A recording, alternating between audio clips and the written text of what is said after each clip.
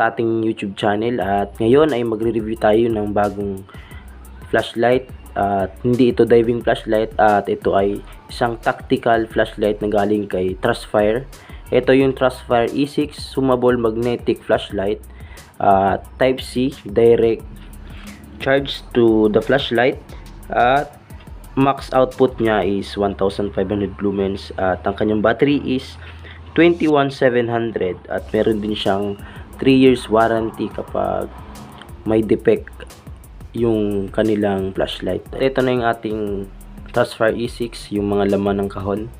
Meron siyang manual, user manual, battery na 21700, 4000 mAh. Ayan, meron siyang lanyard loop pang kabit dun sa ating flashlight, and then spare o-rings na isa. Tapos yung kanyang USB cable na Type C. Ayan. At ito yung ating tactical flashlight na Trustfire E6. Ayan. Ito yung kanyang switch. Ito yung kanyang lens. At magnetic yung kanyang tail cap. Ayan. At meron siyang lock mode. Ayan, kapag nagbi-blink ng dire-diretso is pindutin nyo lang ng matagal na 0.5 seconds at mag-a-unlock na siya. Ayan. At meron din siyang kahit iwanan mo siya na full charge na is meron siyang protection for discharging mo. At kapag nag-charge ito is umiilaw siya ng red, flashing red. Ito yung kanyang switch. Ayan. At paano siya gamitin o buksan? Ganito lang. Pindutin nyo lang ng 0.5 seconds. Ayan, bubukas na siya. At kapag lilipat ka ng modes is pindutin mo lang ng isa. Ayan. Tapos pindutin mo ulit hanggang sa marating mo yung pinakang high niya. Ayan, babalik siya dun sa kanyang sa kanyang low mode. At kapag magi-strobe ka naman is pindutin mo ng 0.5 seconds. Yun. Ito yung kanyang strobe. Ganun lang kadali. Wala din pinagkaiba sa ibang diving flashlight na review natin. Ang ating tactical E6 ay meron siyang power LED indicator. At kapag ayan, kulay green yung kanyang switch ay meron siyang 80 to 100% sufficient battery. At kapag umilaw naman siya ng kulay yellow is meron na lang siyang 30% to 80% normal use.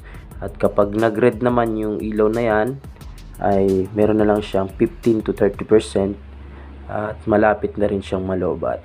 At kapag nakita nyo na nag-flashing red yung kulay green na yan is pag-charge na yan at malapit na siyang malobat at kailangan nyo nang i-charge agad-agad para hindi ma-drain yung ating battery. Ayan. Punta naman tayo sa kanyang spec. Meron siyang 5 modes. Ang una, ito yung moonlight. Ang kanyang lumens ay 2.5 lumens at ang runtime niya ay 500 hours. Ayan. Ang next ay yung low. Umaabot siya ng 135 lumens at tumatagal siya ng 19.5 hours. At meron siyang beam distance na 115 meter. Ayun. At sumunod ay yung kanyang middle. Meron siyang 450 lumens at tumatagal siya ng 5.5 hours at ang kanyang beam distance ay 280 meters. Ayan. At kapag high naman, ito yung max output niya is 1500 lumens at tumatagal siya ng 3.2 hours. Ayan.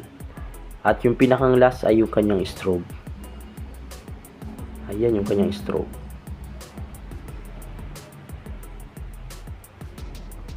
Ito nga pala yung ating flashlight na zoomable. Zoom in. Ayan. Spotlight niya kapag zoom in. Zoom out. Ayan. Yung paglawak niya. At ito pala yung direct charge natin sa ating tactical flashlight. Ito. Ayan. Diyan natin siya i-charge kapag lobat na yung ating tactical flashlight na Trustfire E6.